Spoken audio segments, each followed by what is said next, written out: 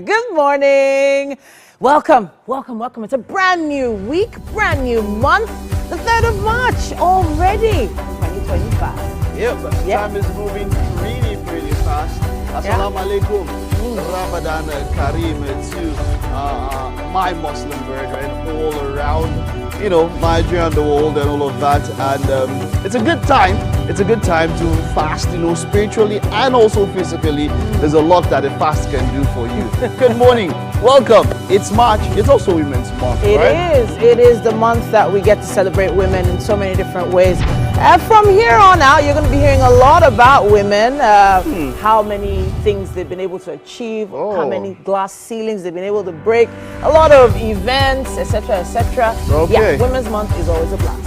Okay, so that means we're looking at maybe 3 or 4 Women's Days this month. So, well. Yeah, we've gotten used to it. We don't mind. Good morning and welcome. My name is Mike Mesikeno. And I'm Titilayo Onyiso. Now, hey, we are here to do what we can to motivate you, to inspire you, especially as the new month begins. And we can do that with you as long as you follow us online. Use our hashtag WakeUpNigeria on TVC, and of course tag us WakeUpNigeria TVC. You can watch us anywhere across the world via our app, which you can download on any of the 2 major stores, the Apple iOS store and of course the Google Play Store. We're live GOTV channel 16, StarTimes 121, and the terrestrial band will be the Ultra Frequency 49. Still promise you, we're working on that. We'll get back at it very, very soon. Sure, very soon. Something else that's going to be popping up on your screen very soon is the Wake Up Nigeria kitchen. Now we have those bragging rights here on this show. We give you a fantastic kitchen experience, and today is no different. We have the extraordinary Chef Sam. SND, Sam? SND, Chef SND, yes. Chef SND. I've already said Sam. So don't worry. SND is okay. No, SND is okay. It's SND. We'll be talking to him today, of course, and we'll be having a wonderful meal in the kitchen this morning. SND. Okay.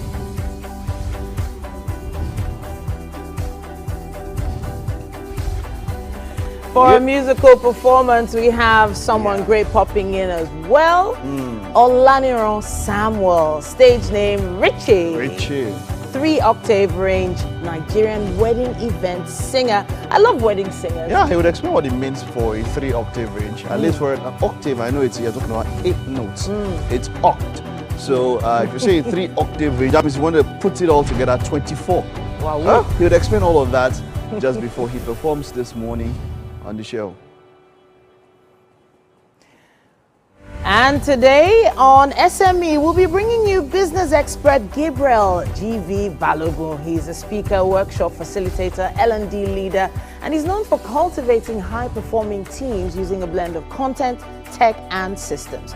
Today's discussion is leveraging relationships for personal growth. Yeah, and I think that's very important, especially as the quarter is beginning to round off. It is. Wow. We're already talking about the first quarter wrapping up in 2025.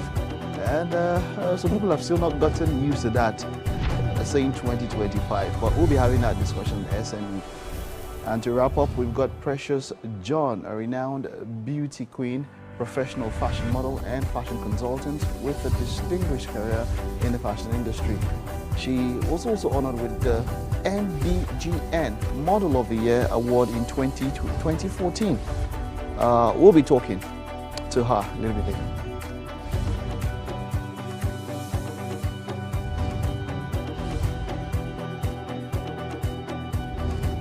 When I think of Scarborough, when I think of legacy.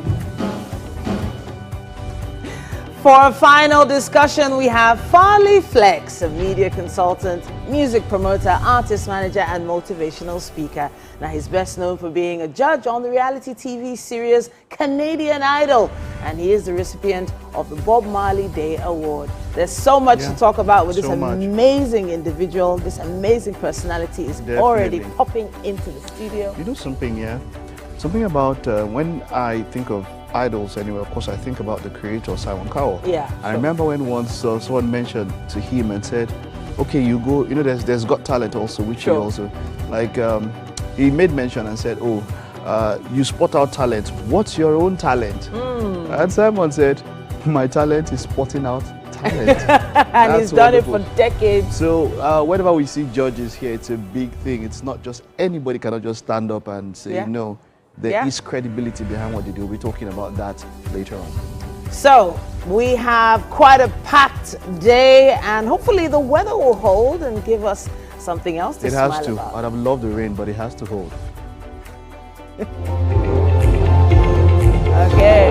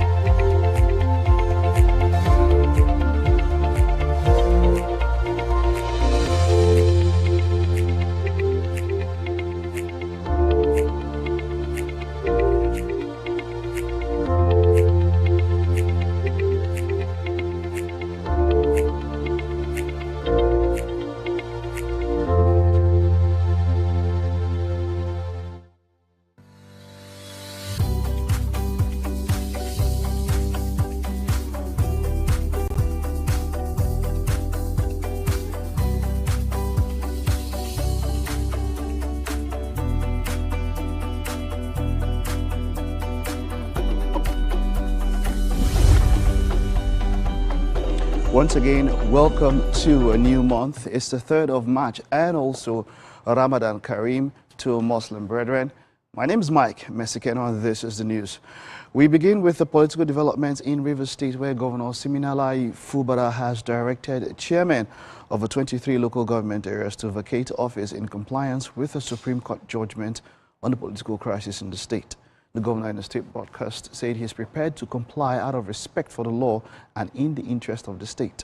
Governor Fubara said his administration has never deliberately acted in breach of the Constitution, promising that his team will study the Supreme Court judgment and implement all orders contained in it. Although we disagree with the judgment, we are bound to obey the order made therein as a law-abiding government.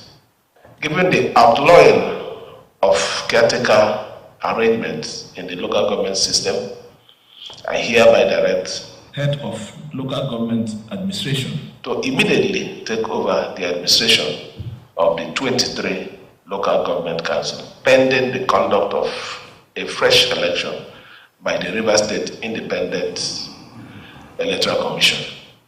I further direct that the outgoing local government chairman to formally hand over to the head of local government administration by Monday, the 3rd of March.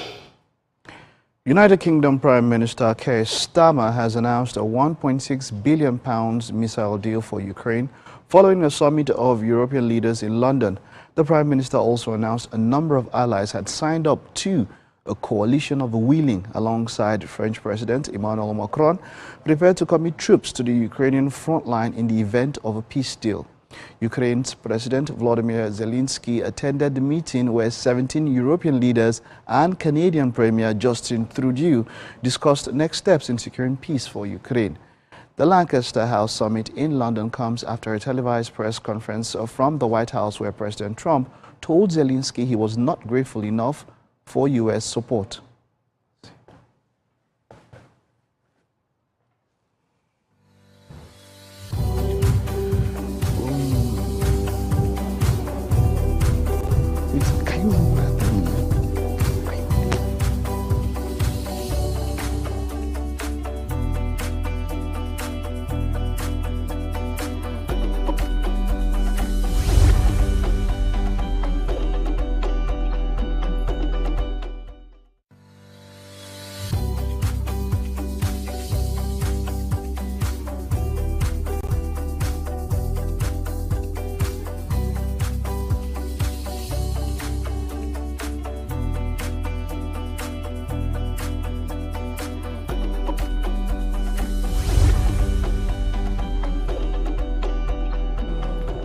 And in sports, Fulham goalkeeper Leno was a hero with 2 saves in the penalty shootout to knock Manchester United out of the FA Cup. After 3 precise spot kicks from both sides, Leno denied Victor Lindelof and then, after Anthony Robinson, and extended Fulham's perfect record. The German also kept out Joshua Zirkzee's effort to send the Cottagers into the quarterfinals. Now elsewhere, Danny Welbeck scored an extra-time winner as Brighton beat Newcastle to reach the quarterfinal after an incident-packed tie that ended 10-aside. Now fighting it out for the final place in the FA Cup quarterfinals, Premier League foes Nottingham Forest and Ipswich Town meet at the City Ground in Monday's 5th round encounter. Both sides earned 4th round wins away from home versus lower league opposition, albeit in entirely different manners, as the tricky trees needed penalties to eliminate Exeter City, while their visitors thumped Coventry City.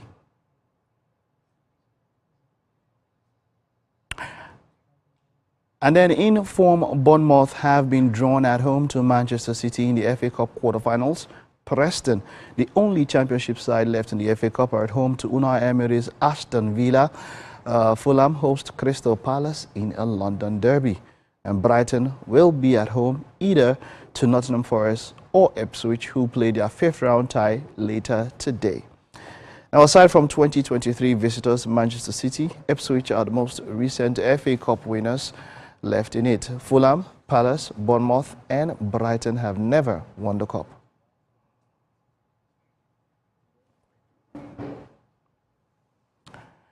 And that's it on sports and of course the news for this morning and this hour. Stay with us, we're just getting the show on the road.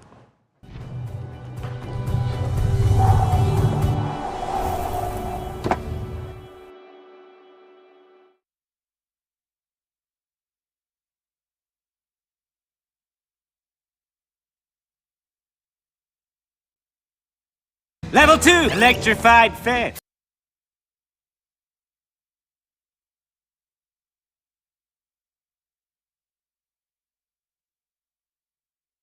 It's the power of faith, music, and praise.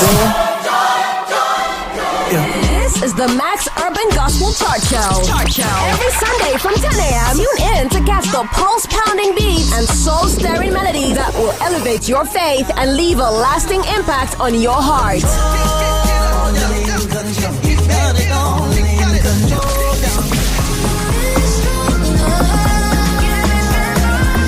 The Max Urban Gospel Chart Show. Every Sunday from 10 a.m. exclusively on Max FM, where we count down the best 20 urban gospel hits from around the world. Get your praise on.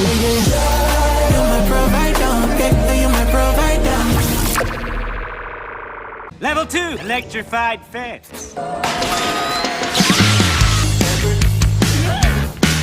Space terrifying. Let's get out of here.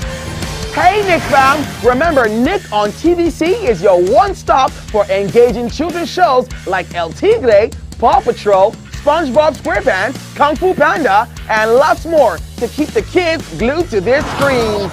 Catch us on Mondays to Fridays at 4 p.m. to 5 p.m. and Saturdays and Sundays from 7 a.m. to 9 a.m. right here on TVC.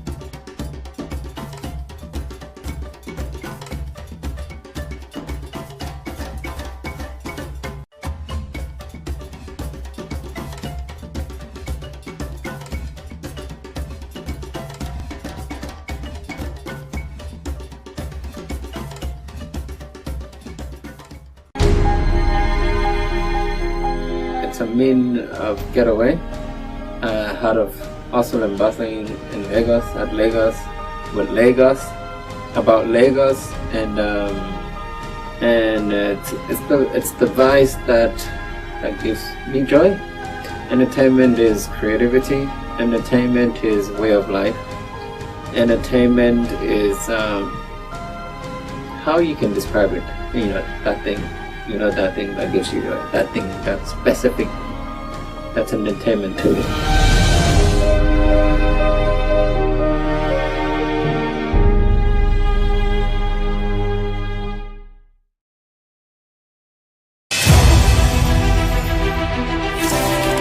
Yaa Ashantewa was born on 17th October 1814 Bisiase, present-day Ghana. The daughter of Kwaku Ampoma and Atapo, her brother Afrani Panin became the chief of Edweso, a nearby community. After a childhood without incident, she cultivated crops on the land around Boankra. She entered a polygamous marriage with a man from Kumasi, with whom she had a daughter. She was appointed by her brother, Nana Akwasi Afrani Opese, ruler of Edweso.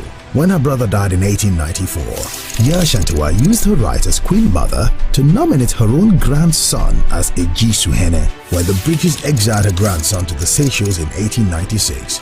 Along with the King of Ashanti Prempeh I and other members of the Ashanti government, Yaa Ashantewa became the regent of the Jisu Juaben district in the Ashanti Empire, now part of modern-day Ghana.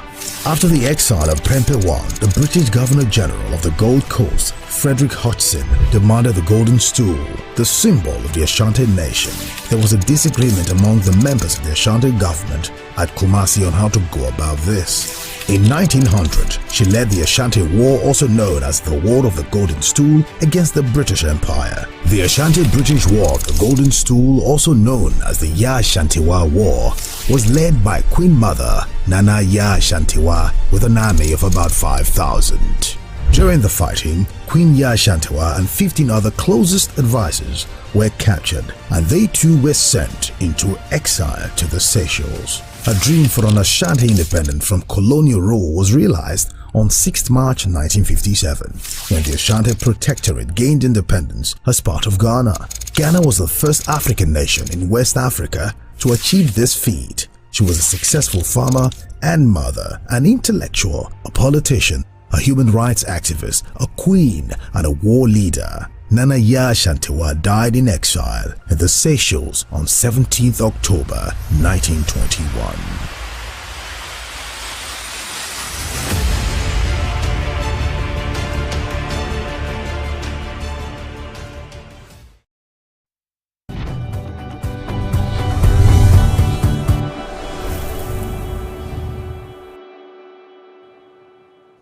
Welcome back. Now it's about time for us to take What's Up and About. Speaking of What's Up and About, Mike is up right there by the screen. There's something important he wants to talk about. Yeah, definitely. Now, over the weekend, you might have seen this video on X. The video has been trending about a particular accident on 3rd Mainland. Now, thankfully, we can show this on air because not so much happened. But watch how this goes, right? Now, I get to use 3rd Mainland basically every day, and I tell people that when you're driving on 3rd Mainland, you do 150% concentration, but 90 to maybe 95% of accidents can be avoided. They are avoidable. Yeah. Human curses, they are avoidable. Yeah. And let's take a look at this particular place, Titi? Yeah. So this is somewhere on 3rd Mainland, and then this is a dash cam from another car following this particular guy that, I don't know, maybe Michael Schumacher. Was he trying to overtake? Lewis Hamilton was doing him something. Wow. So Baba decided that I want to show I have talent. Wow. Now, others are doing F1 in Dubai, Bahrain, UK. But no, you decide that Echo, where there is no F1 in Africa, but you decide that Echo, 3rd Mainland Bridge is where you want to show your talent. Wow. You see, sometimes some talent can kill you. This is the type of talent that will kill you because you decide that you want to come and show it in Echo. Well, so I know that there are some rules about overtaking. There are. So, Mike, just for clarification, are you supposed to overtake on the right or the left? So, you are on the highway. You are on the highway. It's possible to overtake almost from any side, but more often than not, there is a blind spot, and people don't understand, don't know anything about blind spots. There's a point where somebody behind you, there's a particular angle, right, where you cannot see. Sure. So when even you want to switch lanes, this morning I saw one guy from 1 to 4. When you want to switch lanes, you move for a bit. When you check out, look back, go forward, go back while you are still there, maintain to ensure, and then of course, finally, your pointers, right? Very necessary. Your indicators. But this is daytime. This is a guy trying to overtake. Not like overtaking with what he did was anything wrong, but this is it now. You are on a 4-way lane, right? Now, if you are going to overtake, one thing you have to understand, there has to be enough space, one extra lane. Yeah. That is the rule. There has to be one extra lane. But now, Baba, you saw, you were going. So look at this. 1, 2, 3. So they've covered up. So on a normal day, you should not even be overtaken in this particular scenario. At all. It's you can't. You need, so if it's on a 3 lane, you need at least 1 to be free. So there has to be 1 person. So if it's on a 4 lane, you cannot go where there are 3. There has to be at least 1 more space. Why? So that in case somebody wants to run mad, it's called defensive driving. Wow. Right? There is offensive driving. There's defensive driving. For offensive driving, you are more or less like you are bending the road to your own way. When you are driving defensively, you are sitting back and letting things happen and, you know, trying to react in such a way in case anybody wants to run mad. So this uncle, now this one here, this one here normally was running mad. It could be auntie. It could be auntie. It could be auntie. Normally, this trailer already, this truck is already running mad. The uncle that's driving it alone, look at where he wants to overtake. Now, look at this truck here. This is a garbage disposal truck. And you know how they can be. They not can't just even their legs. see much. There's Anyway. much more width, right? With a garbage disposal truck. This is not even, if it was 3 sedans or an SUV or something, yes. And then this guy is the one that helped a lot of situations. You will see it a little bit later. This Danfo. But this is the center of attraction. the Mumu talent that wanted to show himself. And then you see how, first of all, you don't even try this. So whenever you're going on the road, this could have been avoidable. You don't try this. You don't even get into this particular scenario. Because 3 lanes are blocked. You need at least 1 free lane. That's the rule. You need at least 1 free lane if you are going to overtake. And that was where Uncle got it wrong. Right? So what exactly was he supposed to do in that situation? Yes, he's in a hurry. Wait, calm down. Let's actually give... No, you wait back. Insight. You don't do anything. Just wait. You wait back. Okay. Let this guy that wanted to, this one, you cannot be complicit in stupidity. Oh, wow. Let this one that wanted to go, let him do his own self. Why are you running to? Why are you running to? So you have let this one go and then you see the drama also and then you just wait. Say, I saw something today. You would have been giving testimony. But now you decided to be another person. So my point is now, watch how it goes now. Now, see? Now look at this. Now look at, you see? Wow, You see Mumu uncle? But those two were even just... You see, it start doing ping pong. What was going on? Is this guy that tried? You see, this down, see now, see. Wow. And they look at Uncle here. They now use back cam. Facing the... I think he just has an angel. He has an angel watching him because that was... Oh no, it's somebody else's angel. It's somebody else's angel. It's stupidity. It's someone else's angel. Well, his mother or her mother or father have been praying very hard for this person because that was just an accident waiting to happen. But yeah, we see things like this on the roads a lot. And sadly, you hear the aftermath, you know, being a car written off, people sent to the hospital, all those kinds of things. There's so many of these accidents that are actually avoidable, completely avoidable. 90 to 95%. So there is a speed limit on 3rd Mainland Bridge. So it's 80 that you see. There are signs that say 80. Even on the road, I think when there was a when we walked on, when the road was walked on, it was wiped off. But you can see it at the beginning. You see 60 and then moving to 80. Yeah. Let's just say that 80 can be very slow, you know. So for what we're used to on 3rd Mainland, sadly, but all over the world, 80 is considered really fast. If you see an 80 speed limit anywhere, it's like, okay, this is an expressway. I was doing 80 on that place. What? You felt slow? I didn't feel slow. I was slow. Well, now there are also cameras, there are traffic cams on the bridge. And they are taking there's some people that I know that have received letters this month end for speeding. The major thing about all of it, exactly. You see, I was telling someone how to save fuel, how to avoid accidents. The first thing is leave your home early. Okay. So when people don't leave early, they are always trying to rush. When they don't leave home early, whatever they are leaving, they don't leave in on time. They're now trying to see, something that can spend 10 minutes Let me do it in 7. Let me do it in 6. Sure. And so the person starts making silly decisions. And that's the point that we're trying to make here. When you leave home early and then, okay, and then now you're on the road. Ogbeni, there's no F1 in Africa. There's no prize. There's no prize for getting there. And I was talking to someone else, and then people said, look, most of the time, you just save what, a minute or 30 seconds than, if you wanted to go much faster.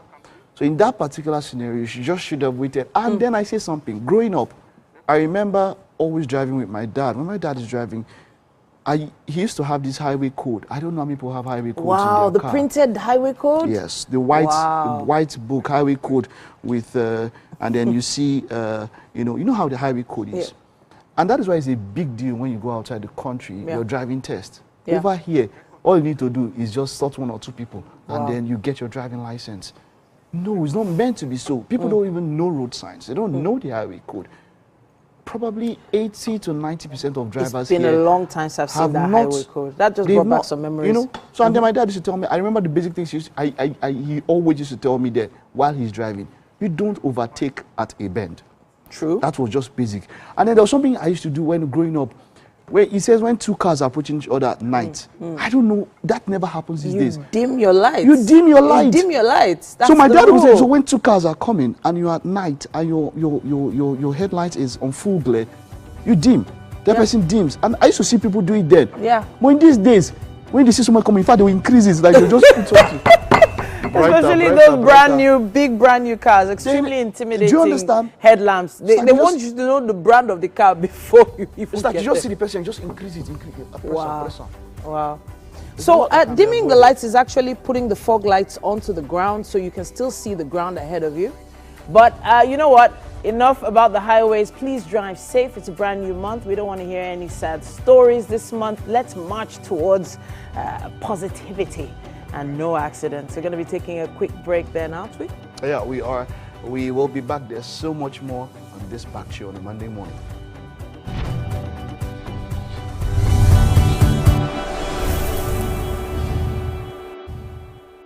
I'm Miriam Lunge. I'm a passionate environment advocate and a published author. I am the founder of Celebration, a businesswoman, and a fashion icon.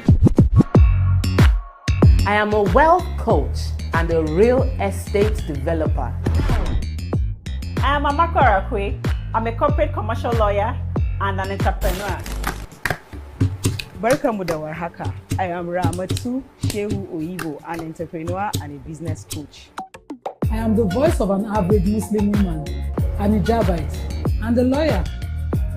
I am a polymath and a serial entrepreneur. I am Murayo Afolabi Brown, Managing Director, TVC Entertainment. I'm a media consultant, producer, and broadcaster. The ladies of Your View are made of women from different professions, tribes, cultures, and religion.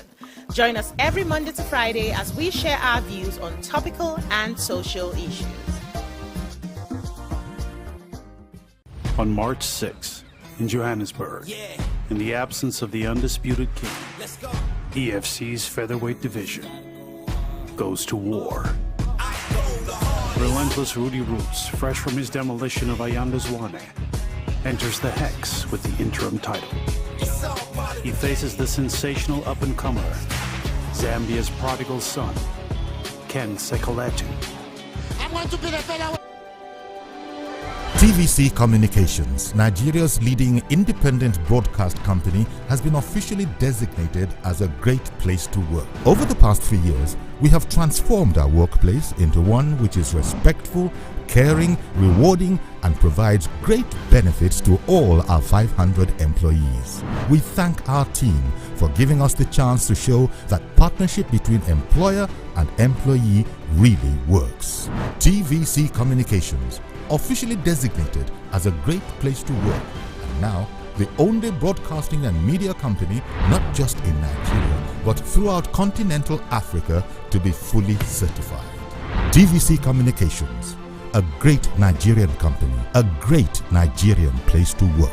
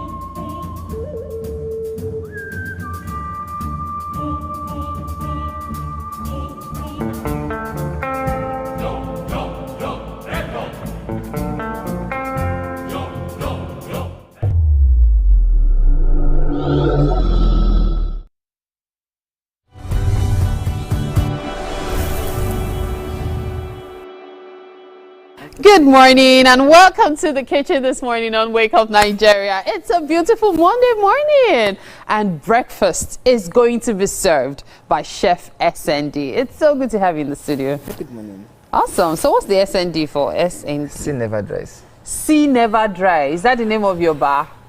You remember that story? Yeah? Yes. You have a bar? I have a bar. Oh my gosh, I was just kidding. Sea never dries. Yes, never dries. Interesting. Okay, so what are we having for breakfast? Oh, just having something simple. Plantain boats. Plantain boats. Yeah. Okay. A touch of so using the regular beef or chicken. Let's have suya. Suya. Yes, plantain boats using suya. You see those suya strips? You know, let's talk about the ingredients. What are we making is we have the base. This is plantain. Okay. We have our veggies ready. Okay. We have the protein. Let's talk about the veggies. This is carrots. Yeah, this is carrots. Spring onions. Bell pepper. Bell pepper. Running beans. Running beans. Yes. And bell pepper again. Well too, yeah. Okay. Then we have these guys here. We have these guys here. Okay, so what are they? This is sea salt. Sea salt. Okay. So this is shallot. Shallot. Okay, dried one. The dried one. So shallot is basically the regular purple onions. Onions. This is dried, okay? For those wondering which one is shallot this again, is, just your regular purple onions. Shrimp spice. Okay, shrimp spice, yes. And it is flavor. So this is just shrimp? Just shrimp, yes. Oh, shrimp nice. Spice. I can imagine how tasty that would be. Oh, this is cocoa powder. Cocoa powder? Yeah, for something, just for the plating. Cocoa powder? Yes, for the plating. Okay, that's interesting. You watch it out. Okay. And this is my sesame. Sesame seeds. Yes, sesame seed, yeah. All right. So this is my MSG. MSG, okay. Beef MSG. We're going for all right, beef. so basically we have all of these spices we'll be making use of. Yeah, so in case you missed any of them, don't worry, we'll show them to you soon. But basically this is sea salt, dried shallot, this is crayfish. No. Yeah, so that's shrimp shrimp spice. Shrimp. Then this is cocoa powder, which I found really interesting. Sesame seeds and of course MSG to complete the cooking. For those asking, what's this? Yes, what's this? Spinach. Spinach. Okay. Spinach.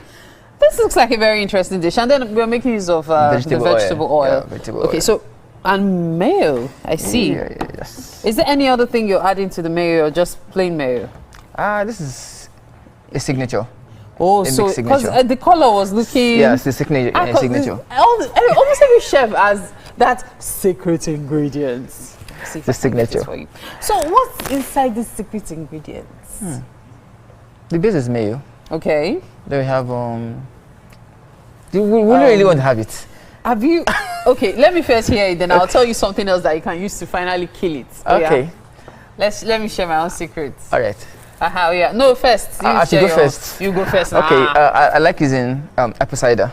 Apple cider? Yes, I like using apple cider. That would actually be good though. Yes. Apple cider and mayo, it will give you that tangy feel. Okay, yes. What else? Instead of using the white vinegar, yeah. I like using apple cider. Then I have ketchup in it. Ketchup, okay. Yeah, the ketchup. But I like the fact that you did not overuse the ketchup, so it still stays. Yeah, it still stays. Almost creamy like. Yeah, it still stays. Then we have chili. Chili. Chili pepper. Bit of chili pepper. Okay. And some other small things inside. That's Do you have the shrimp spice in it? No, not everybody likes shrimp spice. This is for dressing. If I was going to do it for myself, for yourself, use the shrimp. That is for you. Yes, I'll use the shrimp spice because there's something about shrimps and crayfish that I've come to realize. They do something to every dish. Like you just can't miss it when you put it in your food. And there's this. So I even go as far as frying my crayfish powder. It's not bad. I mean, as far as you're not allergic to it. No, if you're not allergic to it, because some people are allergic to it. Yes. So you have to be very careful. Yes. When you're doing any mixture. Yeah, that's true. You have to be very, very careful. And the suya. So what's the process? How are we putting this together? Okay. Should we begin? Yes. Absolutely. You want to watch? All right. We turn on our heat. You say we want to watch. What are we here for? We are here to watch. We turn on our heat. We want to see Chef SND make breakfast for those who are cholesterol, okay, you can use unsalted butter, please. Okay, for that, yeah, so for it can serve as a replacement. Yes, you don't need too much fat. Okay. You don't need too much. Okay. Do you need the heat very high? Not too high. Not too high. So I'll just put it on 7 then. It's okay. Okay. So So you can use unsalted butter if you decide Yes. that you cannot So make why use this of that. why this is going on? Okay. We need to apply some stuff. Mind you, your hand needs to be washed. Of Your hands are course. washed and Yes. clean. Yes. The glove won't allow I can me attest do to justice, that. you know. Yeah. So, glove will make me do justice. So for our bakers, you know what this tools is. So you know what this is, right? But me, I'm using it here today. So what you do is you get this guy done. And so for those of us that are not bakers, what's that too? It's you can call it used for modeling. These modeling tools for molding. Okay. It's for so That's for fondant and fondant. Yes. Okay. Remember, it's a boat. It's a boat. So bakers have don't turn construction officers. Right? yes, sir. It's a boat, so you have to make sure that you have enough place where people can sit inside. And who are the people? The filling are the people. Yeah, we must not fall out of this boat. No, you can't. No. You can't fall out of the boat. Do we have the? Mind, it has to be grilled. It has. Okay. Yeah. So sorry, guys. So you're going that place you've cut. You're going to pull it out, eh? Yeah. Okay. Just to the middle. Oh, wow. But I can use regular knife for this. Yeah, you can, but you have to be careful. You have to be very careful. You have to be very, very careful. You have to be very careful because so the final outcome. To like this is safer. Yeah, you can also use your hands. Or your hands. You can also use your hands. Actually, very good, especially if you're considering doing this with your children.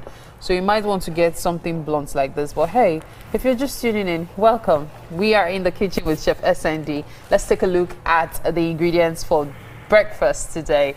We're making plantain boats, and all of the ingredients are currently on your screen. Pretty easy, pretty straightforward. Plantain, suya. Those for me are the highlights. And then we have carrots, we have onions, that's the spring onions. We also have the bell peppers and the running beans and all of these spices, which we didn't write. So let me just run you through it. Sea salt, shallots, shrimp spice, cocoa powder, sesame seeds, and MSG. Those are the spices we have. And of course, spinach and vegetable oil. That's what we're making use of. And yes, we talked about Chef SND's secret ingredients, which he refused to give us all of it, but secret ingredients in the mayo for the dressing.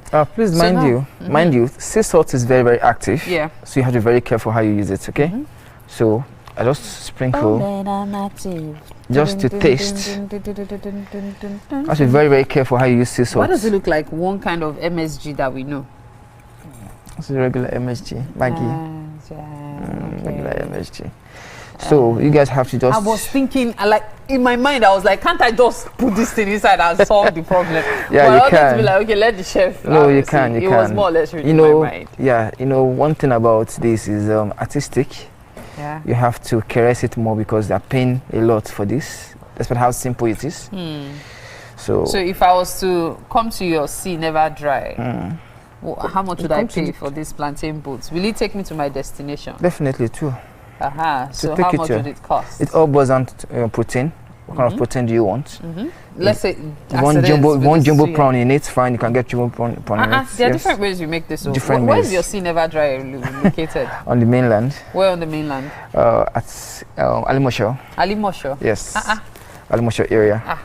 We have to go after Chef SND. You So that we have a shrimp. You can also have it on. You can just check me up on Instagram. Anytime, any day. So okay, let's get on with our cooking process. Me, I believe we'll have to wait a bit for the sea salt to be fully entrenched. Yeah. I came up with this guy. Wait first, we'll continue later. Don't worry. See, you have plenty of time. Don't worry. Right now, though, you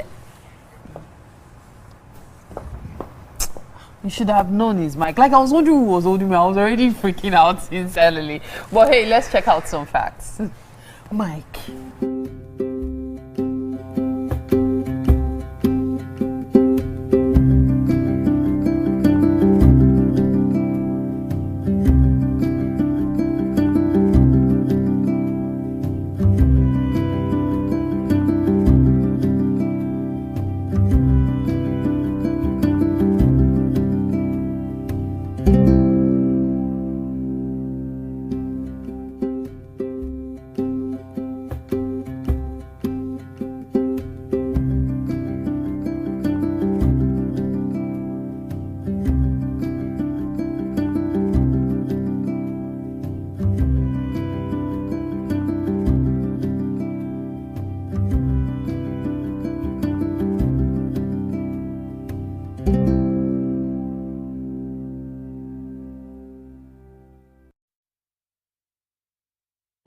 And now something we're always looking forward to right here on Wake Up Nigeria, a musical performance. But this time, we have someone extra special.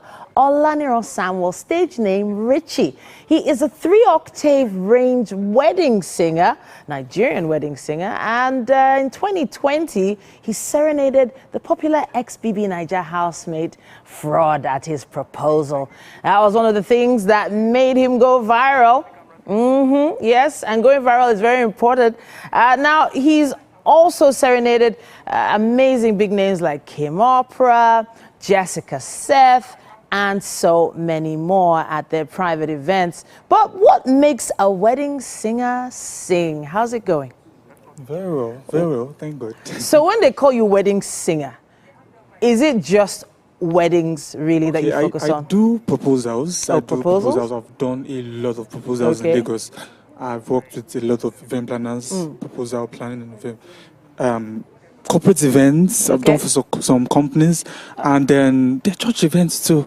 So, but then I just like the specialization of weddings. I have to touch on the 3-octave aspect of things. For people that don't understand what that means, can you give a little bit of a demonstration of what 3 octaves is? I will not demonstrate it here, but I would.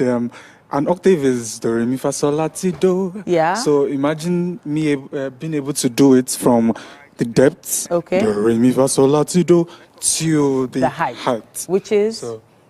Give it to me.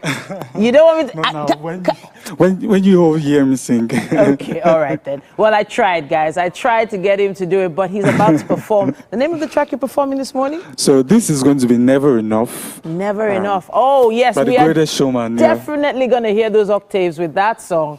That's a big song. Yeah. All right then, Richie, take it away.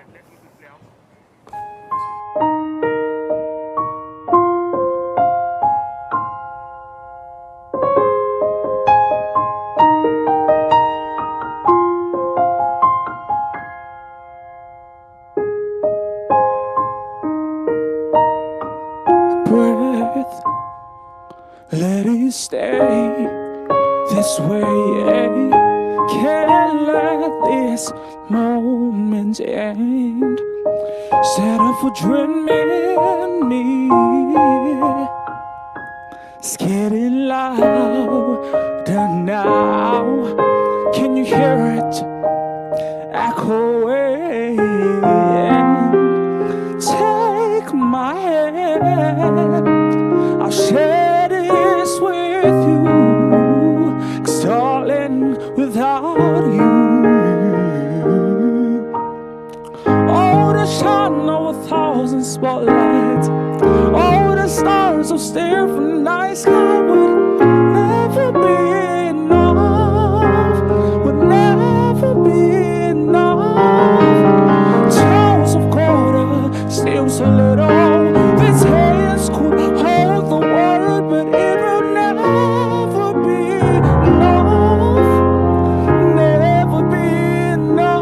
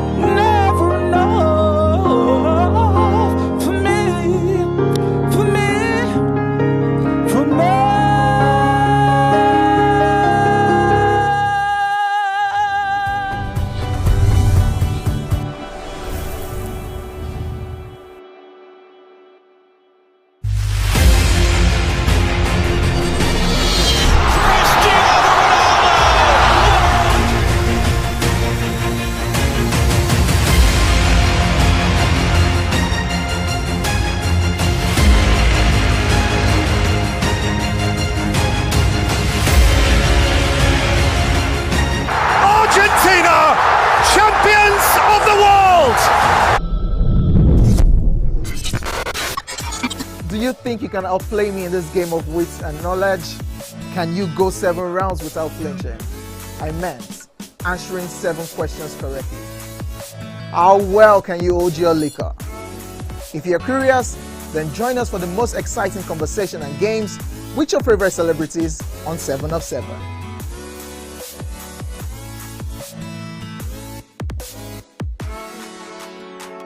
The hottest celebrity trends. On TVC News, we keep you informed with breaking news and in-depth analysis of events shaping the world. I will continue to speak the truth. TVC News at 7 and TVC News at 10 p.m. delivers the most important stories of the day. Max FM, your hit music radio station, captivates listeners daily across Lagos and Abuja, making every commute more enjoyable. Adaba 88.9 FM is not left out, as it is the voice of Southwest. And on TVC Digital, we reach to million viewers daily. All together, pulls in over 17 million viewers daily. Contact us on 0707-272-8338 or marketing@tvccommunications.tv. Partner with TVC Communications today. Let's grow together.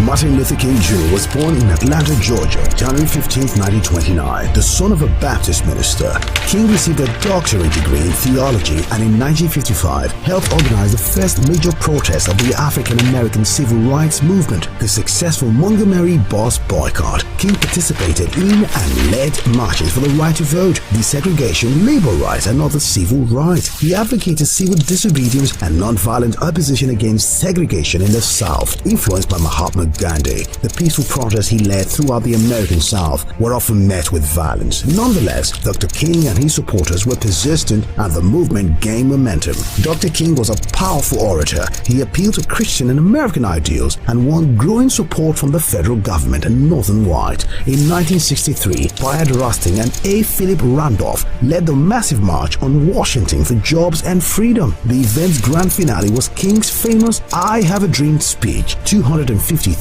people gathered outside the Lincoln Memorial to hear the stirring speech. In 1964, the civil rights movement achieved 2 of its greatest successes: the ratification of the 24th Amendment, which abolished the poll tax, and the Civil Rights Act of 1964, which prohibited racial discrimination in employment and education and outlawed racial segregation in public facilities. In the same year, King became the youngest person to win the Nobel Peace Prize. In the late 1960s, King openly criticized U.S. involvement in Vietnam and turned his efforts to winning economic rights for poor Americans. He was a leader of the American Civil Rights Movement and organized a number of peaceful protests as head of the Southern Christian Leadership Conference, including the March on Washington in 1963. He was assassinated in Memphis, Tennessee on April 4th, 1968.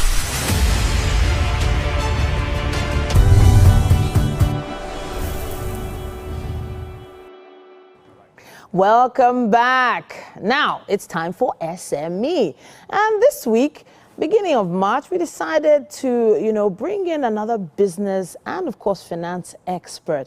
Today, we have friend of the house, Gabriel G.V. Balogun. He is a speaker, workshop facilitator, L&D leader, and he's known for cultivating high-performing teams using a blend of content, tech, and systems. Today's discussion is on leveraging relationships for personal growth. It's great to have you in the studio. It's good to be back. It's good to be back. And of course, this is your first time here at our new studio. Amazing view, beautiful ambience. I love it. Oh, wow. We're so glad that you could join us. We've had quite a few conversations in the past. And I know that even behind the scenes, I've had the opportunity to speak with you on different issues pertaining to business and finance. And I guess this is me leveraging on the relationship we have. Exactly. Based on, what we've built on the show. But let's give, the average SME owner a basic idea of what leveraging truly is. All right. So I believe that the best relationships are sustained by value. Okay. And for you to understand the difference between leveraging and abusing is understanding that value has to be involved in this relationship. So if I'm giving you bread Or if I need beans from you, for instance, I should be able to give you bread. It's typically thinking of what trade by barter looks like. I am giving you something that I think you need, not just think that I know you need and you find valuable, because I also need something from you. That way I am leveraging you to meet my needs, and at the same time giving you some form of thank you, if I should put it that way. Okay, so you know, there when we were growing up, there was this whole mindset of, you know, when you give, don't always expect something in return. Give freely, give from the goodness of your heart, etc., etc. And now you are saying that there should be some sort of exchange of value. Now we're talking in business terms now. If, for instance, someone has given and given and given to one party and hasn't received anything back in return, what does this exactly mean? That's abusive. Okay. Because, again, I know we're taught to say, or we're taught to believe that everything shouldn't be transactional. Okay. And to some point, I believe it, but I also believe that if I keep collecting from you and I don't give you, at some point you'll be frustrated with giving me. Okay. Right? So my desire to receive from you might not be instant, but somewhere, sometime down the line, I expect that as I am given to you, I should also receive. Okay. And the beauty with relationships is that sometimes I may give you money and you may give me information. Okay. I may give you information and you may give me an apartment. The stuff I receive from you do not exactly have to be what I am giving to you. Does it have to be exactly commensurate in value? So, for instance, let's say maybe there's maybe a small business owner that needs to arrange loans for members of their staff, exactly. Right? And there is a company that has, you know, been working with that business for many years. So is it abusive to go that far? So, for instance, loans is a big deal. Maybe this person has just been, you know, engaging with small petty trade, asking for something that large. Is that abusive, or is that just taking advantage of the situation? Again, it's perspective. Okay. Right? If I run a small business, possibly you're my personal banker, you managed my business banker, you manage my accounts, I should be able to come to you and say, oh, I need a loan of about 100 million. Okay. I'm leveraging my relationship with you for you to advise me on how I can get loan from that same bank. It might not be your department, but you would know somebody in the loans department or in the credit department that you can speak to and say, this person is my customer. This person has been with me for 10 years. I can vouch for this person that they would pay back. It's perspective. So it's the credibility that it's not abuse in that sense. No, it's not. It's taking advantage of the credibility of that individual. Yes, especially if you're a good person. Okay, but now there was a word you used earlier on, or maybe let me come back to that. In terms of relationships, building these relationships is also important. Exactly. How do you begin to build these relationships? Does it always have to be once you've started giving? Can't the relationship have no transactions at all in the beginning? So I believe that, like I started, every relationship is built on value, and you don't define what value is. Okay. The person that you're building the relationship with determines and defines what value is. So if I have a gap in my life, maybe I'm lonely, and you're a friend that comes around and just cheers me up, and you are always around when I need you, that for me is valuable. You've built a relationship with me, but then I know that you're struggling to get jobs. And I have a cousin or an uncle that needs someone with your capacity. I can speak to that person.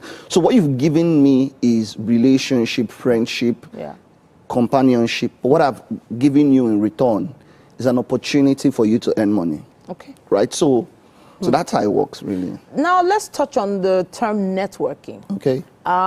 Because a lot of people find this challenging. Oh, yeah. You have a circle of people who probably cannot give you the value you're looking for. So you need to go out there to find new friends, a bigger circle or a different circle. But let's touch on how you can begin to network. I mean, I tell people network in 3 easy steps. Number 1, network 360 degrees. Sometimes do not just chase the guys that are above, chase your peers. Many of the people that are that are in successful circles today started together. Okay. For instance, the founders of Access Bank were peers in GT Bank. Wow. Right? It's not like one person was way up. They were peers and they grew together. Okay. So Network 360 look for those that you can build relationship with upwards, on the same level and downwards. That's one. Two, when you meet somebody for the first time, listen more than you speak. Okay. When you listen, you get to identify who they are, the gaps that they have. When people talk for long, you can figure out what they need or what they desire or what they are interested in, and then steer the conversation in that direction.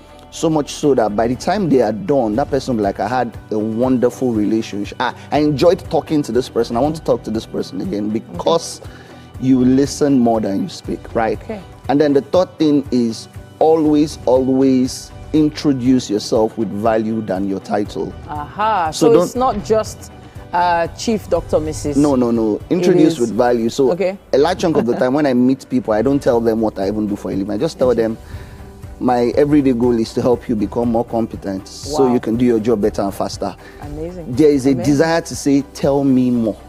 Right? Sure. So those three things. Someone wants to learn more about what you do when you give that window, that opportunity. Hopefully we've given you a few nuggets that you can use to sort of leverage on the relationships you have this month for personal growth, and hopefully network to build new ones. We have had Gabriel Balogo in the building. He's going to be here with us all month. Don't worry, we'll be having him back very, very soon. Stay with us. We have a quick break coming your way right now.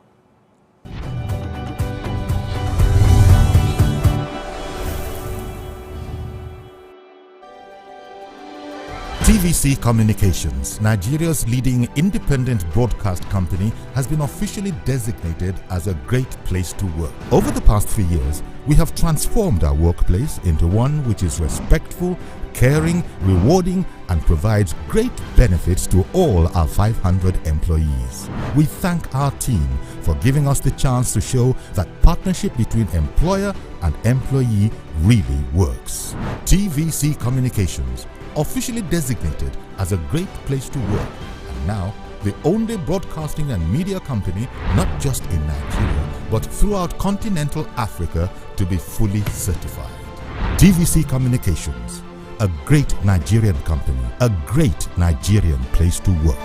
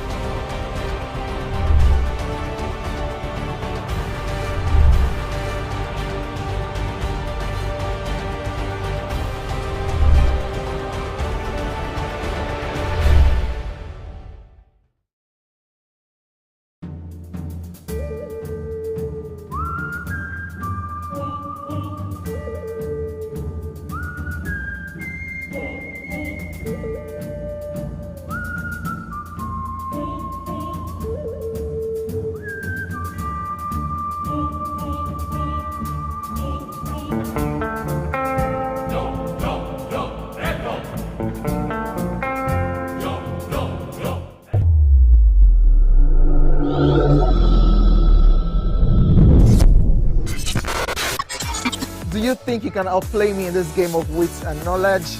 Can you go 7 rounds without flinching? I meant answering 7 questions correctly. How well can you hold your liquor? If you're curious, then join us for the most exciting conversation and games with your favorite celebrities on 7 of 7.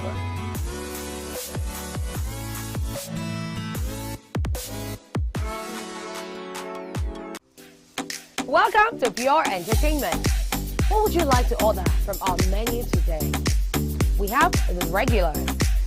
So let me go and look for my jam results. My 280 was 320. I suppose don't be one better.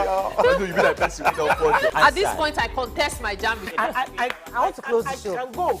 I can. That's all we can take. Ejeki, close the show. For that long. Ladies and gentlemen, number 1 unavailable by Davido featuring Musa Keys. We also have today's chef special. Yo, shine, shine, shine, shiny, yeah. Say recap done, and it's time for number 1 on the countdown. One of Nigeria's hottest artists right now, his name is Rema, and this one is called Charm. Kick it.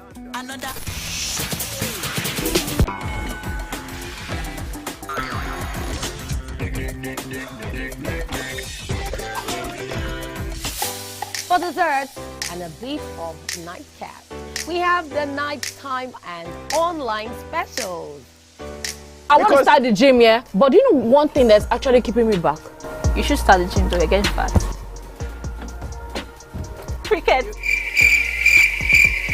She says she does pole dancing to empower women. What's the difference? There's a difference. That's what I'm saying. So pole dancer, you're already almost naked. You're already almost naked.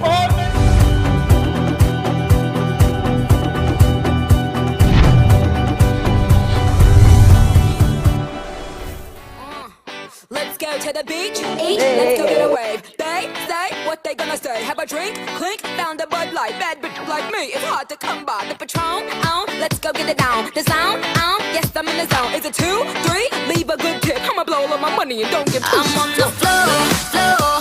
I love to dance, so give me more, till I can't stand. Get on the floor, floor, like it's your last chance. If you want more, then here I am. Starships were meant to fly into the sky. Good morning, everyone. Starships indeed are meant to fly. Woo! Brand new month, brand new week. Someone asked for an inspirational song that, pop at one particular time, and that is a song. Starships are meant to fly, hands up. Yeah. It just says that wherever you are, you could be meant for something more. So just reach out there and touch the sky. Indeed. Good morning and welcome.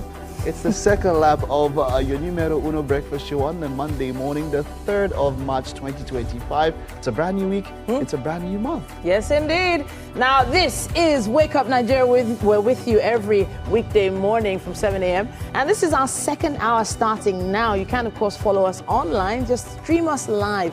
That's TVC Entertainment on YouTube or indeed on our website. Just add a .tv. All right. The app is also available where you can catch us live. That app is at Google Play Store, Apple iOS, any one of them. We're also on GOTV channel 16. There's also StarTimes 121, the terrestrial band, where we've had some issues, but we're sorting it or working on it. The ultra high frequency will be 49. Now, we have quite a bit still happening on the show today, and we'd love for you to connect with us online and let us know.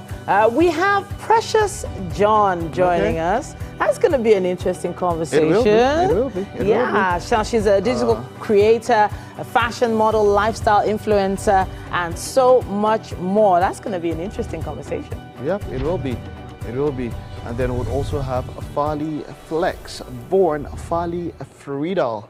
Well, he's a media consultant, music promoter, artist manager, and motivational speaker. Best known for being a judge on the reality television series Canadian Idol. Yeah.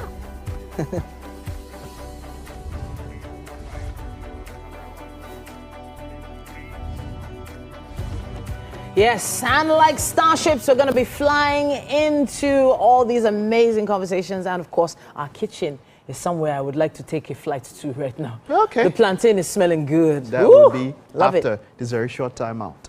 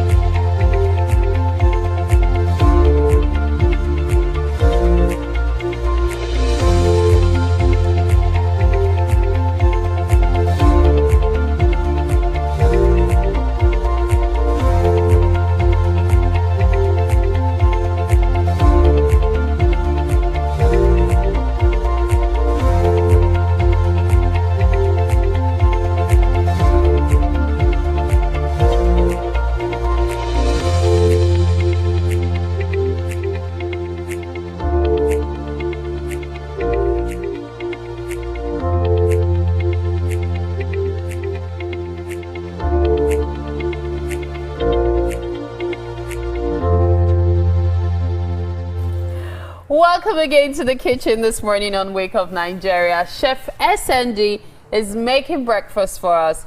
Plantain boat, that's what it's called. And we have company now. Here's Precious John, because they say ladies first, except in Danger. And of course, we are Farley Flex. Good to have you both in the kitchen. Thank you. Good to be here. So this is our chef today. He's making breakfast for us. Plantain boats, that's what we're having for breakfast. Right. So earlier we talked about the ingredients and all the things we're making use of. We'll just run through them again and then tell you how we arrived at this state of the plantain, because the plantain started out raw.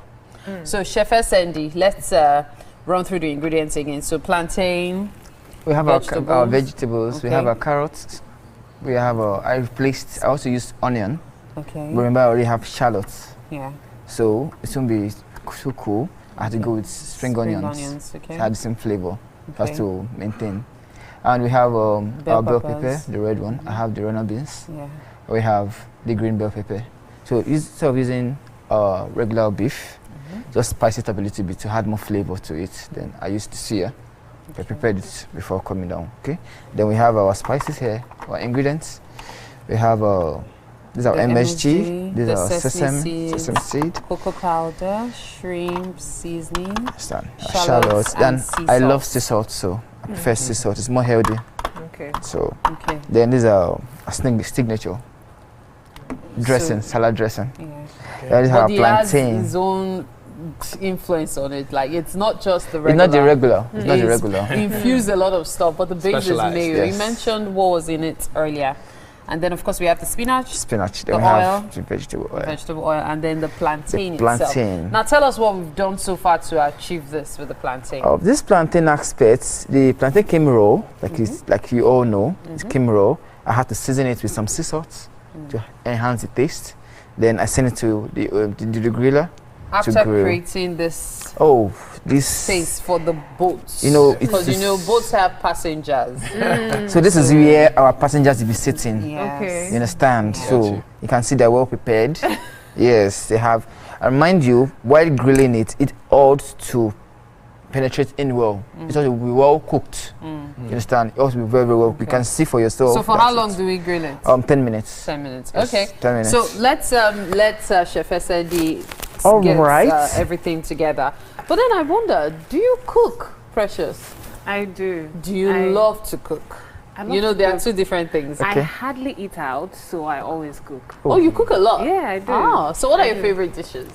I go more Nigerian. I'm an rice, plantain, egusi soup is my favorite soup. So these are things I always make. They are always in my fridge. Literally, yes. Wow. So what part of, are you from Nigeria, I believe? Yes. What part of Nigeria are you from? Anambra.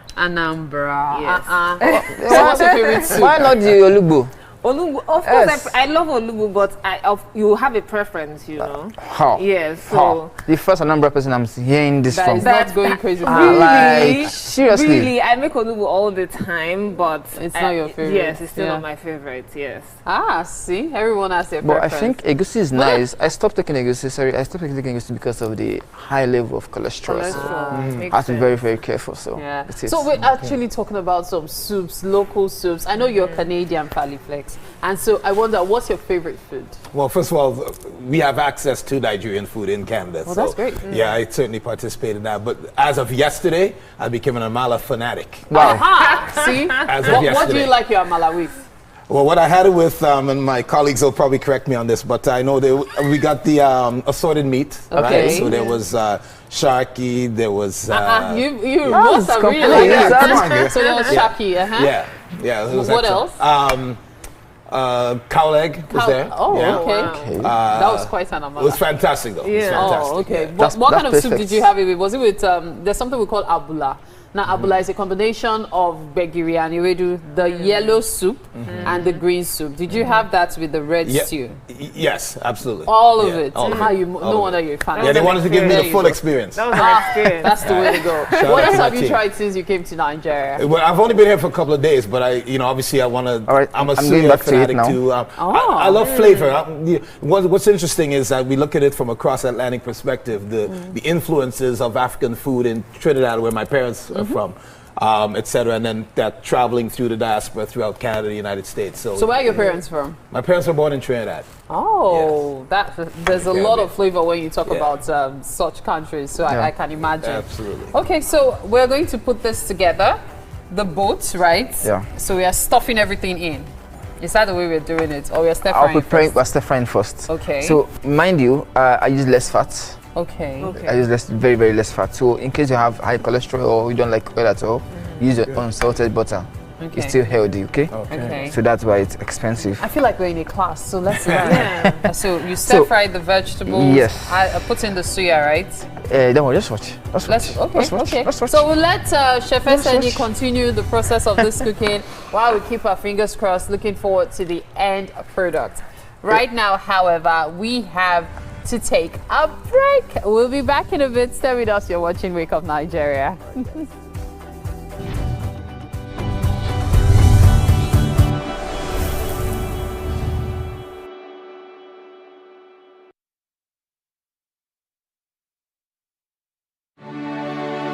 At break time, when my champ needs to keep going.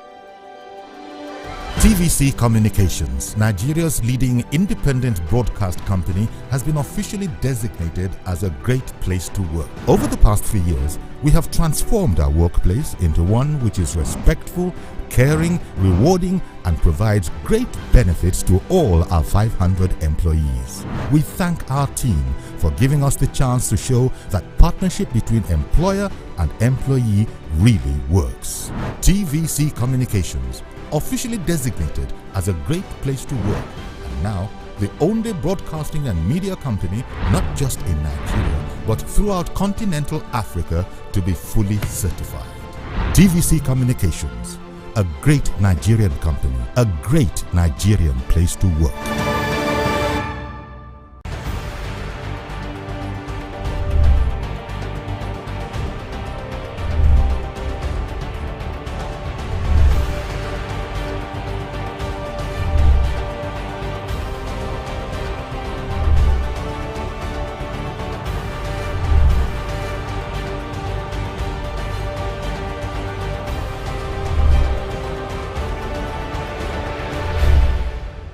Of ginger to start your day right. Join us on the Max Breakfast as we help you seize your day one step at a time. On Max Hits, we've got the ultimate playlist for you. We give you back-to-back. And all the biggest news from the world of entertainment, only on Max Hits. Area, waiting the apple, waiting the shop. Tune into our award-winning waiting the 102.3 Max FM. Lagos, Nigeria, you're welcome to the Max Drive. Whether you're there for inside motor, you're there for inside traffic, we're there for you with a Max Drive. You know what it is. It's the Max House Party. King Dion, DJ Charlie Sheen. Let's go! 102.3 Max FM. Hit music for Lagos. Maya Angelou was a civil rights activist, poet, and award-winning author known for her acclaimed 1969 memoir, I Know Why the Caged Bird Sings, and her numerous poetry and essay collections. Angelou was born on April 4th, 1928 in St. Louis, Missouri. Angelou had a difficult childhood. Her parents split up when she was very young. Around the 1960s, Angelou lived in Ghana working as an editor and a freelance writer. Angelou also held a position at the University of Ghana for a time before she joined a community of revolutionist returnees exploring Pan-Africanism and became close with human rights activist and black nationalist leader Malcolm X and Martin Luther King. In 1961, Angelou appeared in an off-Broadway production of Jean Genet's The Blacks with James L. Jones, Lou Gossett Jr. and Cicely Tyson, and went on to earn a Tony Award nomination for her role in the play Look Away, 1973, and an Emmy Award nomination for her work on the television miniseries Roots, 1977, among other honors. Angelou's career has seen numerous accolades, including the Chicago International Film Festival's 1998 Audience Choice Award and a nod from the Acapulco Black Film Festival in 1999 for Down in the Delta. She published 7 autobiographies, 3 books of essays, several books of poetry, and is credited with a list of plays, movies, more than 50 honorary degrees, and television shows spanning over 50 years. years. She also won 2 NAACP Image Awards in the Outstanding Literary Work Non-Fiction category for her 2005 cookbook and 2008 Letter to My Daughter. After experiencing health issues for a number of years, Angelo died on May 28, 2014 at her home in Winston-Salem, North Carolina. In May 2021, it was announced that Angelo will be one of the first women to be commemorated with a new series of quarters from the U.S. Mint.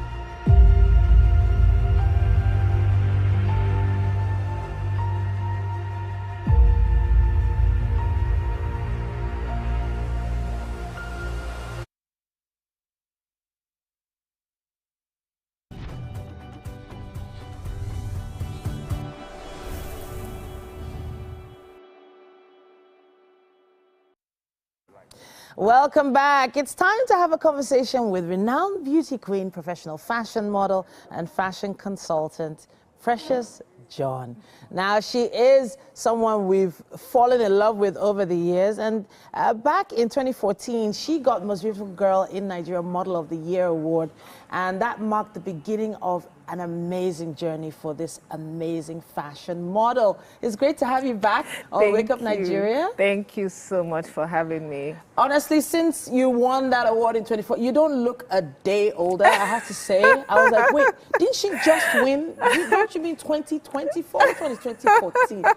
You look amazing. Welcome back. Thank you so much. Thank you. I appreciate the compliment. So, fashion consulting has been the, a major part of your journey as well. Yes, it has. But Nigeria is it's an interesting place to be a stylist or fashion consultant. Any nitbits you want to talk about on that?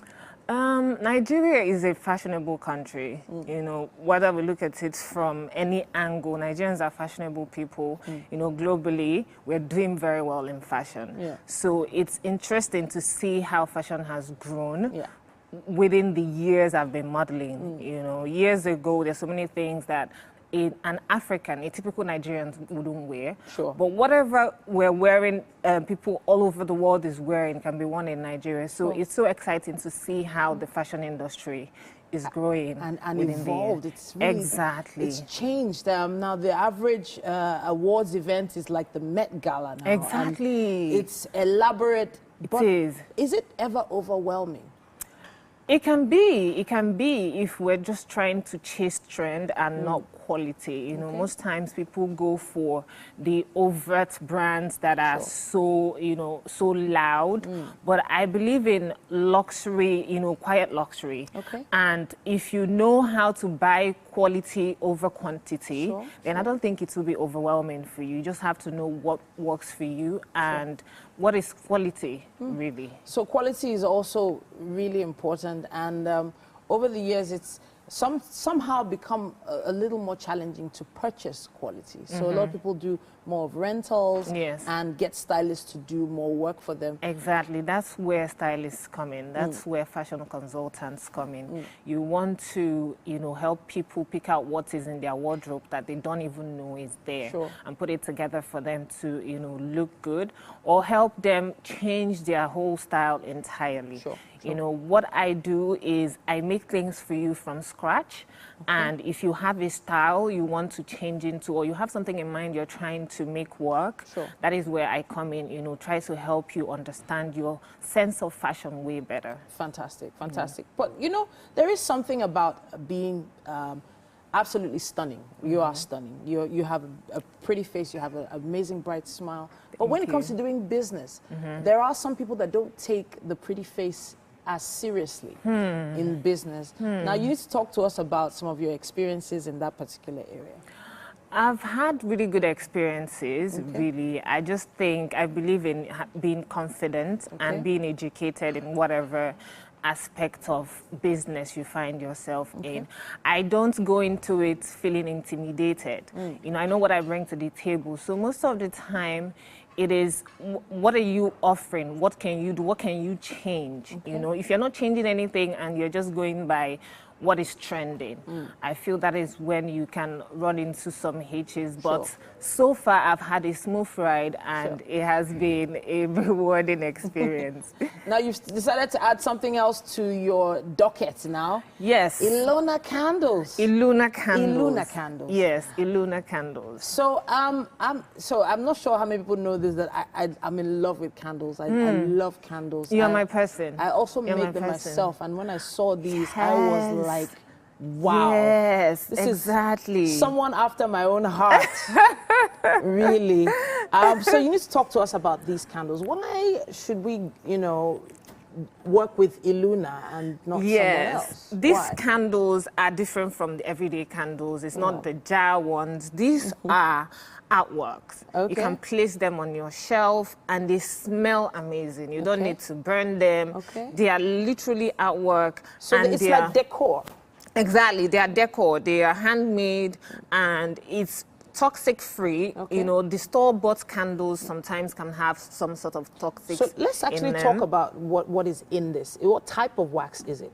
Paraffin wax, soy wax? This is soy and beeswax. These are the natural waxes. Yes. So this is soy and beeswax with natural fragrances that just helps lift up your ambience and decor in your home. So it's all natural. And so do you do this with your hands yourself? Yes, I have a factory, where they are manufactured. Yes, they are actually handmade with artisans in Nigeria. So it's not anything imported. It's things that are made here for Nigerians. Okay, so you said something about the fragrances being seasonal. Yes. So what do you mean by seasonal fragrances? Seasonal fragrances are like December period, the holiday period, you use scents, fragrances that, speaks about the Christmas. The way you smell it, you think it's Christmas in the air, is in the air, yes. And then the Valentine's season, you have the vanillas, you have the chocolate fragrances. So with seasons, the fragrances change. Because we are in Africa, we don't have the summer, winter, but then we also have our season here, the dry season, the rainy season. During the dry season, people want to feel a bit cooler, so you go with softer fragrances. During the rainy season, people want to feel warmer, so you go with the strong ouds, the stronger fragrances. So that's how seasons change, and you get to, introduce people to new scents they haven't experienced before. So now, there's one thing about when you develop a product, you have to also think about how you're going to display that product, how you're going to package that product, and where you're going to sell that product. Now, when I think of candles, I think this is a very hot atmosphere. How am I going to be sure that while I'm, having it dispatched to the customer, it's not going to melt? How am I sure that it's not going to get scratched? Let's talk about that aspect of things. How have you been able to work on that? It was a bit tough at the initial stage. I had to figure out ways to make sure that they don't damage in transit. And it's just about figuring out the right measurement of your waxes. There are soft waxes and there are stronger ones. So a good combination makes it a bit stronger, so they are not either breaking. And then the right packaging, getting the right boxes and the right cushions inside the boxes to make sure that there's less friction inside. So it's easier when you also have people that understand that these are fragile packages. It's easy. It's been a bit easier, trying to find out people, delivery companies that are, very subtle with, movements and making sure that your package gets to the buyer or your clients in one piece. Yes, it's been tough, but I've been able to navigate it. So I also know that, working with raw materials like this is also extremely expensive. It is. Especially since most of the raw materials are brought from outside the country, am I right? It is. Okay, where do you source your material from? Mainly China, because it's easier and you can easily find everything and it's way affordable there. When you import, it's a bit expensive. But China is always the go-to places where you're trying to enter into a new market and you're trying to find the raw material and it's not in Nigeria. So most of the time I get my raw materials from China and some I can easily access in Nigeria. Nigeria has everything, you just have to know where to look. All right, so we need to have a conversation on this further. But I have to say, well done on this. This looks absolutely beautiful. Thank you so much. Beautiful handcrafted Illuna candles. Yes. Thank you, Precious, for coming to talk to us Thank you today. guys for and congratulations on this new level, I have to say. Yes. I can't wait for Nigerians to experience it, and it's something new. You know what? That's what we're all about, you know, introducing brand new ideas, brand new opportunities for you. And yeah, we would love to hear your thoughts. Use our hashtag #WakeUpNigeria on TVC and let us know what you think. We're taking another quick break. We'll be back after this.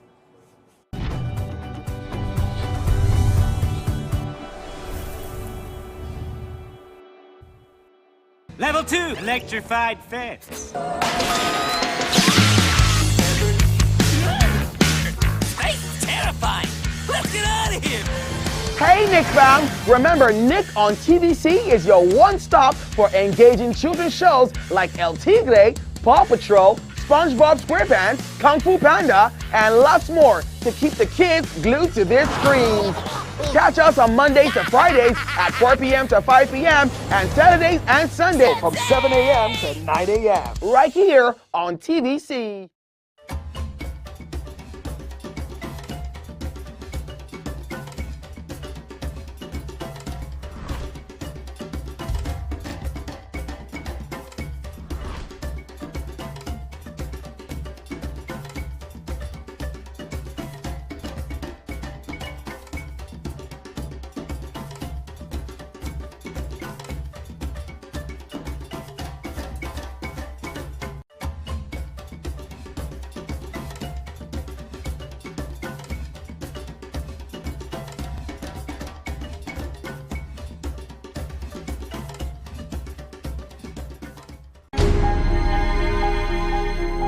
Entertainment is life.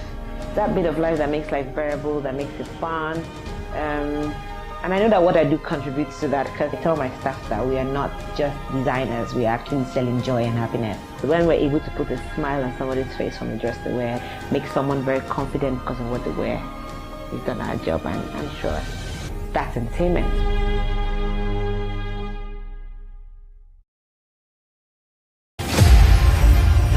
Kolish Lashla Mandela was born into the Madiba clan on the 18th of July 1980.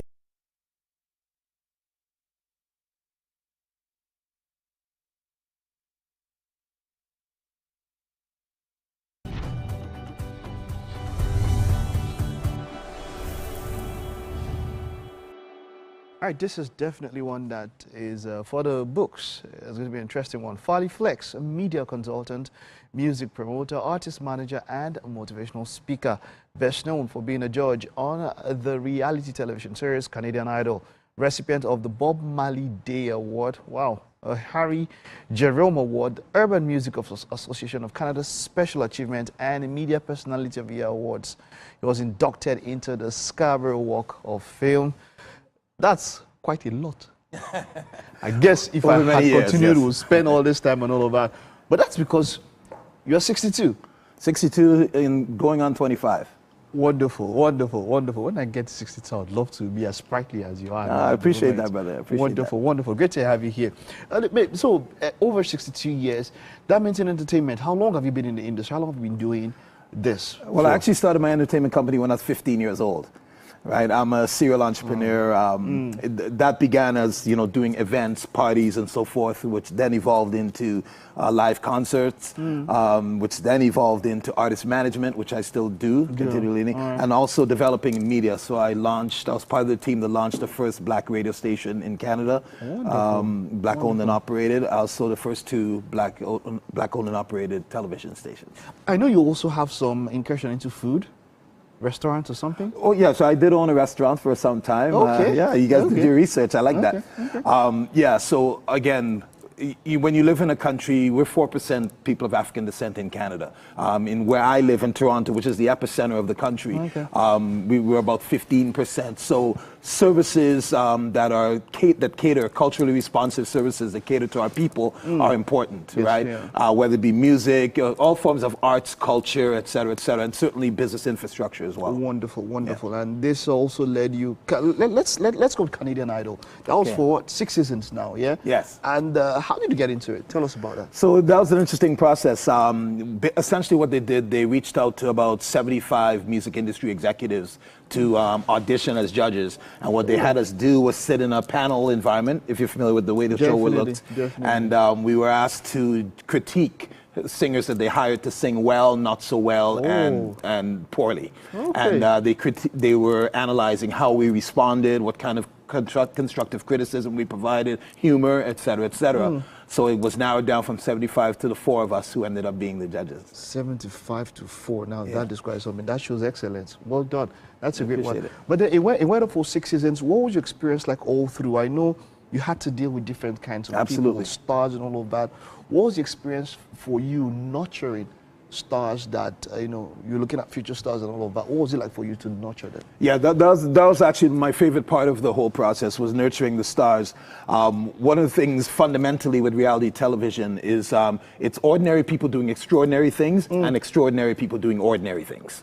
Okay, that's the essence. Say that again. So reality television, all those different genres of it are ordinary people doing extraordinary things, or extraordinary people doing ordinary things. Okay. So in this case, this was ordinary people trying to do something extraordinary. What was interesting on Canadian Idol, though, based on what I said about the population breakdown for people of African descent, is that the two, in year 1, the 2 individuals who came 2nd and 4th were both people of African descent. But interesting enough, based on the infrastructure of the music industry, the major record labels had no interest in the 2 black people that did very well, which was problematic for me, which is what inspired me to establish my record label, to then ingratiate and support, to your point about nurturing, support extreme talent that was not given the support of the existing industry as it stood. So as an entrepreneur, what I did was establish a label, sign both of those artists to my label, did relatively well with them. And that further established my management company, which I was doing for a couple of decades even before that. And then I began to be recognized as someone who could cultivate talent, recognize talent, market talent, and bring. Wonderful. Now you said something about how they reacted to those winners. That means you've seen the evolution of music in the Canadian music scene. Globally, quite frankly. Okay, let's talk about the evolution. Is it still that same way in Canada now? Has it evolved? Is there a better reception to, as it were, music from sort of those minority represented races there in Canada now? That's a great question. So now with the advent of, I guess you could say, the evolution of the internet, there are no barriers to music anymore. So you can have an artist from Lagos being very successful in a city or a country like Toronto or a country like Canada. So what Canadian artists now recognize is that their opportunity is not geographically limited in any way. Wonderful.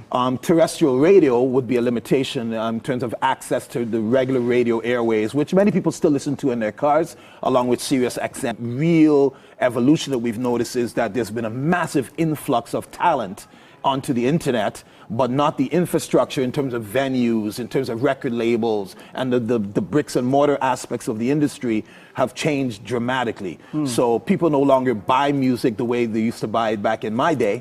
Right now they stream it or share it, for that matter. So that's why you see the cost of ticket prices, like the Burna Boys, the DeVitos, et cetera, their ticket prices are reflective of the fact that people don't actually buy their music, but they consume it through streaming and they attend it through live concerts. Wonderful, wonderful. Now you are in Nigeria here. You also have an Afrobeat artist who you manage. Correct. Let's talk about that. Okay, so our company that is executing all of that business is Expand Entertainment. Shout out to my business partner Boladi back in Toronto and my colleagues who are here. So Poseidon is his name. He's an extremely talented songwriter, singer, and performer, right? Which is really the triple threat. And the fundamental aspect of that is his energy and passion for what he does. We were joking. Is he around? No, he's not with us today, but the would have been nice to have him perform here or something. Well, that's the plan. What we figured we'd do, we'd have me come on, make sure you guys fall in love with the idea, and then we'll bring him and he'll perform here. He lives here, so I'll be talking to your producers absolutely about that. Wonderful. But just to speak to his music, music is a form of communication. At the end of the day, no matter what genre it is, whether it's instrumental or vocalized, whatever it may be. And what Poseidon has an incredible talent to do is communicate and express to all different aspects of music lovers. So he has songs that cater to females, he has songs that caters to the community, songs that reflect his life and his history.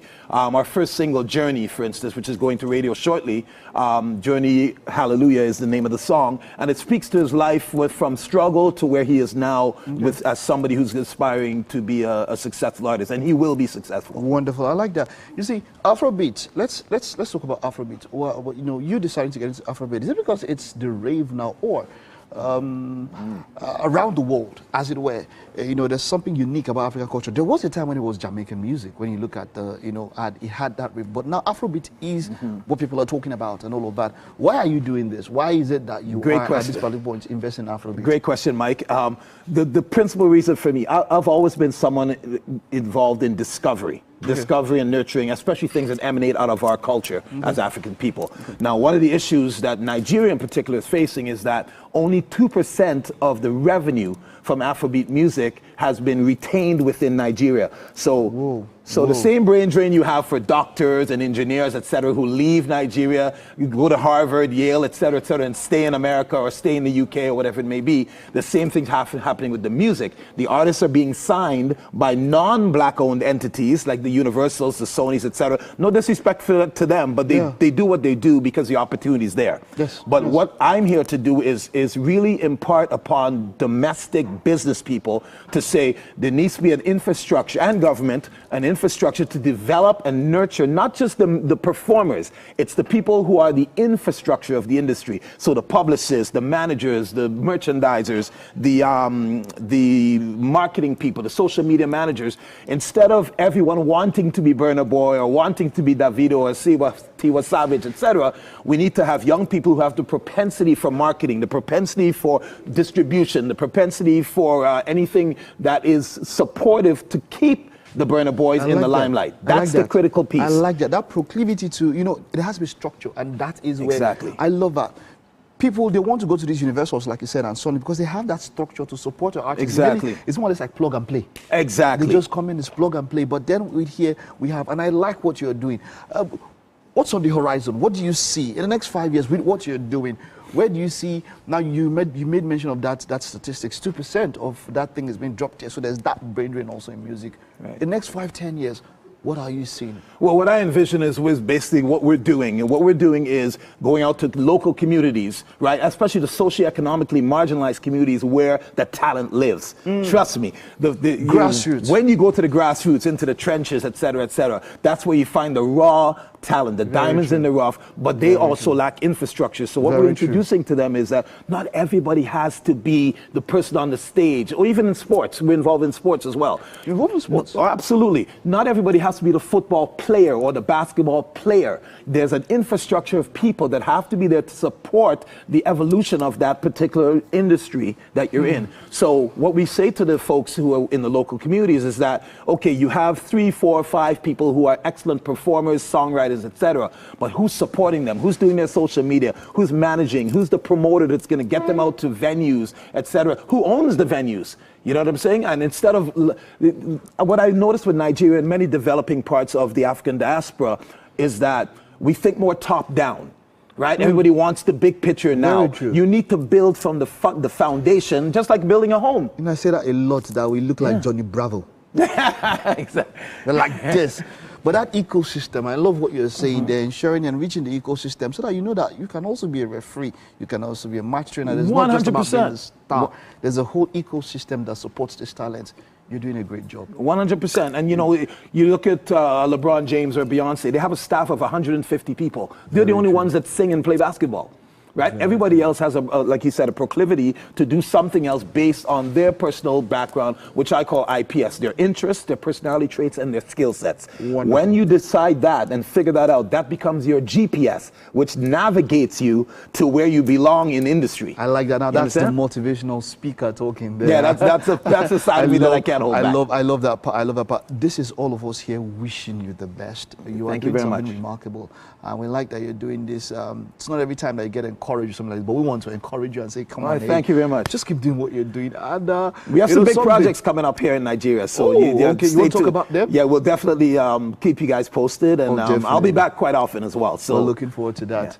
Well, we have you were part of. We saw what was happening in the kitchen. Yeah, we have some food for you. You said you love amala. Now that's what you've got. Oh, yesterday was a glorious day, my friend. Okay, I love that. Maybe tell me a bit about Canadian food. What's unique about Canadian food? Well, Canadian food for black people is influenced by their Caribbean heritage primarily, and now new continental Africans moving in, migrating to Canada. So, from a diaspora perspective, you know, we have pilau, which is our rice and peas, which is could be aligned with jollof rice, for instance. Okay. Right. In terms of jerk chicken, you've probably heard of. Definitely. Like Jamaica, pound for pound, is probably the most influential country on the planet. It's 2.5 million people, and everybody loves their music, their food, their culture, dreadlocks, whatever it may be. Right. Definitely. So the food is very much influenced by that. But standard Canadian colonizer food, if you want to call it that, hamburgers, fries. Let's head over to the kitchen now. Let's get you something that is quite standard with us in Nigeria, but we have variety here. I always complain that there's not so much variety, but for Nigerian food, we do have variety. Sounds good. All right, let's check it out.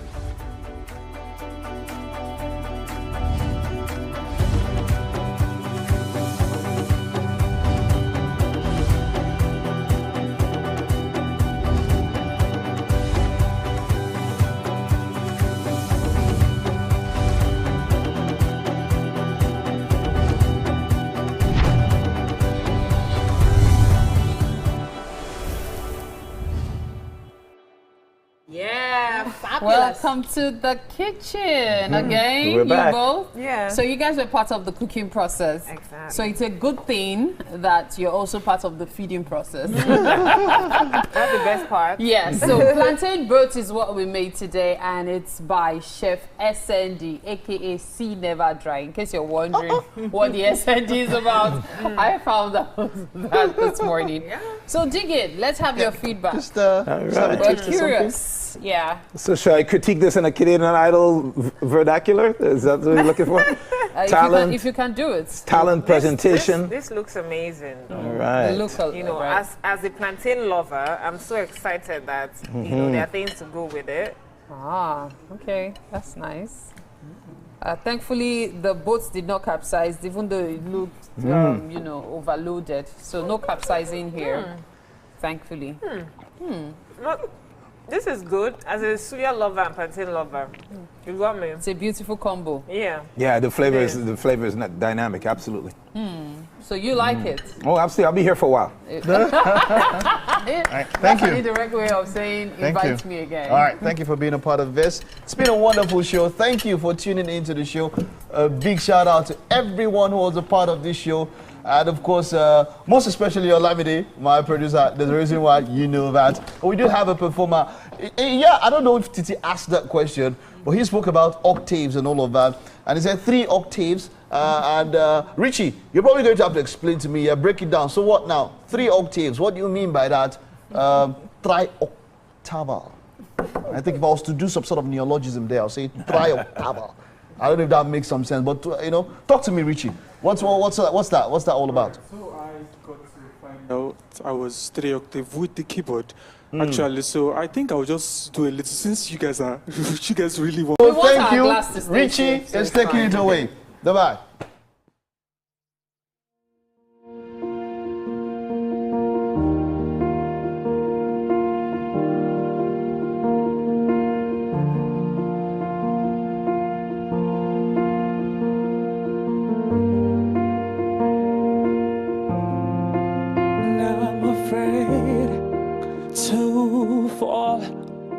Watching you stand all alone, all of my doubt suddenly goes away somehow. One step closer, and I have died every day waiting for you. Darling, don't be afraid, I have loved you for 1,000 years. I love you for 1,000 more. Oh. Time stands still, beauty and all she is. I will be brave, I will not let anything take away what's standing in front of me. All of my doubt suddenly goes away somehow. One step closer,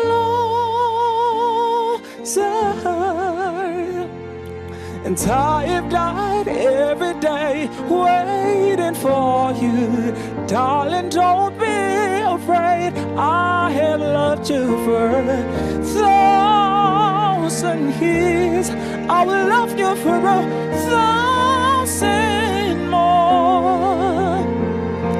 So long, I believe I will find you. Time has brought your heart to me, and I will love you for 1,000 years.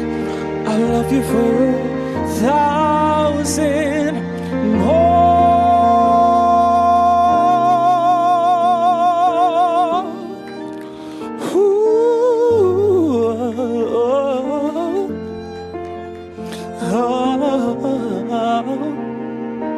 One step closer, and I have died every day waiting for you. Darling, don't be afraid, I have loved you for 1,000 years. I will love you, I will love you. So long, I believe I will find you. Time has brought your heart to me, and I will love you for 1,000 years. I love you for 1,000 more. Oh, Thank you.